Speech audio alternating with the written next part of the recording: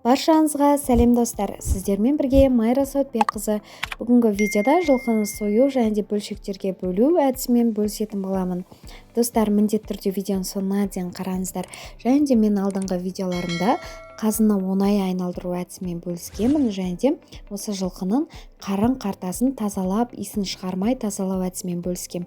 Міндетті түрде қалдыра кетем, көрсеңіздер болады. Мінекей достар, бұл видеода жылқыны сою әдісімен бөлісіп жатырмыз. Жаңағы ең бірінші малды бауыздау, яғни оны жығып, аяқтарын байлағаннан кейін алқымын көлденең кесу арқылы жүргізіледі. Бұл кезде оның күрет тамырлары, өнеш, кеңірдек кесіледі. Қаны толық шыққаннан кейін алқымы таза сумен жуылып, қан жынынан тазартылады. Неке атамызды шақырып, бұл жерде бата бергізіп, сенде жазық жоқ, менде азық жоқ деп, бисмиллах деп, басын қыблаға қаратып соятын болады. Жылқы малын соғым ретінде таңдар кезде мына екі сипатты ескеру қажет. Ең бірінші, жалы қатты болуы тиіс, және екінші, қабырғасы көрінбей тұруы керек. Мұндай малды сойған кезде әдетте майлы болып шығады. Тері сыпырылғаннан кейін аяқтарын бөліп алып тастайды. Содан кейін қол жіліктер алынады. Жіліктерді бөлерде қолдың бұлшық еттері бөлек-бөлек сылынып алынады. Оны қолдың кесек еті немесе қолдың ойынды еті деп атайды. Етсіз жалаңаш қалған жіліктерді кейін қазанға салу ыңғайлы болу үшін кәрі жілік және де тоқпан жілік балтамен екіге, ал жауырын үшке бөлінеді. Содан соң төс сүйек алынып, қазыны төс сүйектің алынған жерінен бастап ақ жол сызығы арқылы шатқа дейін тіліп, ішкі ағзалары алынады. Жылқы етінің ең кәделісі де, дәмдісі де қазы қарта, жал жая, және де оның қарта деп аталынатын тоқ ішегі, өкпе бауыр, ішек қарны алынып болған соң қабырғалары қазысымен тұтас алынады.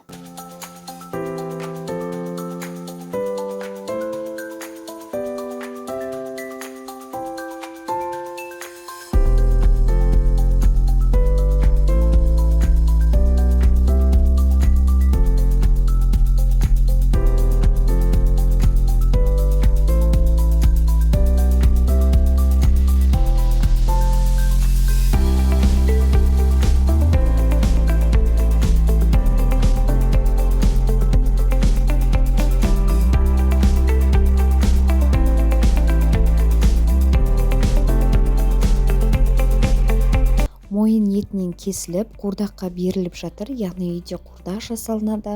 Осы жерде жүрген, жұмыс жасап жүрген барлық ағаларымыз және де ішек қарнын ашып жатқан әпкелеріміз барлығы осы қуырдақтың дәмінен дәм татады, осы еттен, яғни неке жылқының еті барлығы сойып болған соң осылай бөліктерге бөлінеді. Ал енді достар, жылқы етін бөлшекке бөлетін боламыз. Оны әрқайсысына тоқтала кетейік. Ең бірінші жалымыз ол мойын омыртқаның үстіндегі, жалдың астындағы қалың май қабатын жал деп атаймыз. Оның майы етке жіберілмей сылынып алынады. Және екінші бізде мойын омыртқа, алдыңғы жағы баспен қабысып жатқан ауыз омыртқадан басталып, артқы жағы ең соңғы омыртқамен төске тірелетін бұғана омыртқамен бітетін жерді мойын омыртқа деп атаймыз достар. Келесі бізде шоқтық жауырын жағы, ол жауырынды төспен байланыстырып тұрған бұлшық еттің жігімен бөлінеді. Ал оның төменгі жағы бұғана сүйектің буынынан өтеді. Ал төс бізде шын қабырға шеміршекпен ұласатын тұстан кесіліп алынады. Бұғана деген ол ең бірінші және екінші қабырғаға барып қосылады. Артқы шегі екінші және үшінші қабырғаның аралығынан өтеді. Жоғарғы жағы қабырғаның омыртқа қосылатын тұсымен шектеледі. Қара қабырғаға ол төс қабырға жағы 4, 5, 6 жаңағы қабырғалар кіреді. Артқы шегі 6 және 7 қабырғалардың аралығымен, ал жоғарғы шегі қабырғаның омыртқамен қосылатын тұсынан өтеді. Қазы ол бізде сүбе қабырға тұсы, яғни содан былайғы 12 қабырғаны қамтиды. Яғни бізде бір жылқыдан 12-12-ден 24 қазы шығады, білесіздер, иә? Және де оның артқы шегі соңғы қабырғаның ұшынан әрі қарай өтіп омыртқаға дейін барады. ал жоғарғы жағы қабырғалардың омыртқамен қосылатын өн бойын алып жатады. Майдың қалыңдығына қарай бірнеше бөліктерге бөлінеді, білесіздер, алдыңғы видеода айтып кеткенімдей. Ал достар, бізде осы жылқы малын сойған кезде көбінше қазы қарта, жал жая деп жатамыз. Жалды айта кеттім. Енді жаяға тоқталатын болсақ, жая бізде ол беті май басқан жылқының жон еті. Яғни жылқы етінің бұл мүшесі жонның қара еті мен соның бетін жапқан майдан тұрады. Енді достар, әрқайсына тоқталып, жаңағындай аттарын айтып өтейін. Бізде жамбастың ұршық басы болады жылқы малында. Бауыздау омыртқа болады, және мойынның майлы жалы болады. Және тоқпан жілік, сүбе омыртқа, шап ет деген түрі болады. Асық жілік, алғы жіліншек болады, және артқы жіліншек болады. Неке достар, барлық жаңағы жылқының мүшелеріне тоқтала кеттік. Және де білесіздер, бізде жылқыда 12 жілік болады. Кейбір адамдар, яғни бордақлап сататын кезде, яғни біреуі бір жілік алады, болмаса 2 жілік алады деген сияқты бөліктерге бөлінеді. Сол кезде бізде қасапшы барлық адамдарға осылай теңдей етіп бөліктерге бөліп, жілігімен бөлетін болады. Осылай мінекей видеода көріп тұрғандай, яғни басқа бір өңірлерде бұл килограмдап сатылады, ал біз жақта ол жіліктермен сатылады, яғни 1 жілік, 2 жілік, 3 жілік деген сияқты. Ал бұл бізде өзіміздің әкеміз байлаған, яғни жылқы 2 баласына және өзіне теңдей 3 бөлікке бөлініп жатыр бұл жерде. Осылай жыл сайын біз осындай бордақлап жылқы 3 жаңағы отбасыға бөліп аламыз достар. Яғни 3 шаңыраққа кетеді. Етке тұз жақсы сіңу үшін осылай осады. Яғни мінекей қараңыздар, күйеуім ақырындап сіздерге көрсетіп жатыр. Осылай барлық еттерді осып жатыр. Бөлшектерге бөлгеннен кейін осып, тұздап қояды мінекей.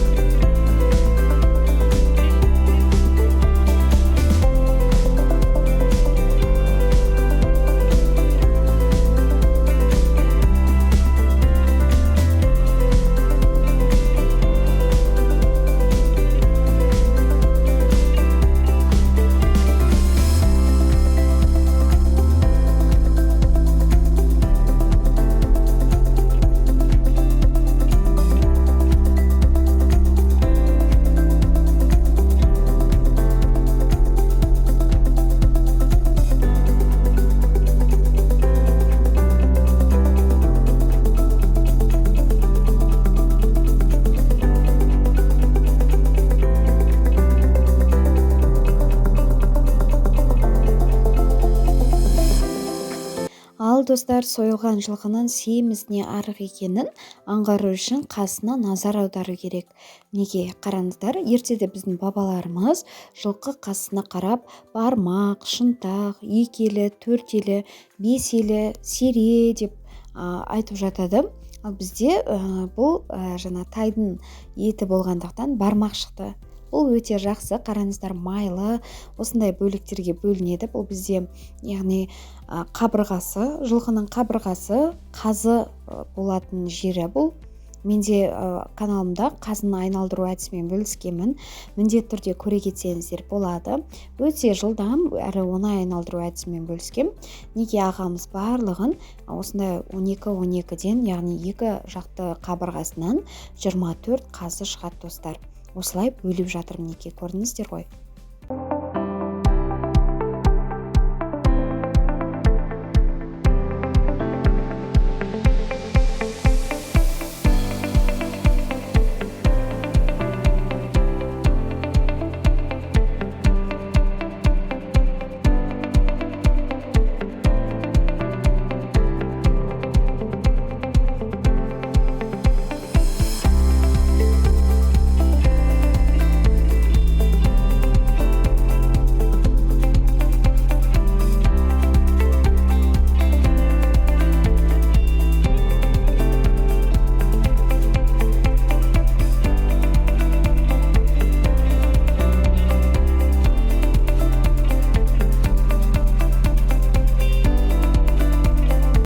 барлығын осы бөліктерге бөліп болғаннан кейін мінекей осылған етіміздің арасына тұзымызды кіргізіп тұрып, жақсылап тұрып тұздап шығамыз достар. Өте көп тұздай беріңіздер. Қатты көп тұздап, кішкене тұзы ашты болып кетпесін. Өйткені қыста біз көбінше ет асқан кезде осындай көп тұздағаннан кейін суымыз, сорпамыз ашты болып кетіп жатады. Сол себепті керекті мөлшерде осылай ортасына тұздарымызды кіргізіп, тұздап шығамыз достар. Мінекей достар, сіздермен барлық әдіспен және барлығымен бөлістім. Міндетті түрде менің еңбегімді бағалап, лайк қойып, комментария жазып, арнама тіркелуді ұмытпаңыздар достар. Келесі видеода қандай видео шығарайын, міндетті түрде жаза кетіңіздер. Мен сол арқылы барлығын шығаратын боламын. Және мен арнамда басқа да көптеген видеоларда көріңіздер достар.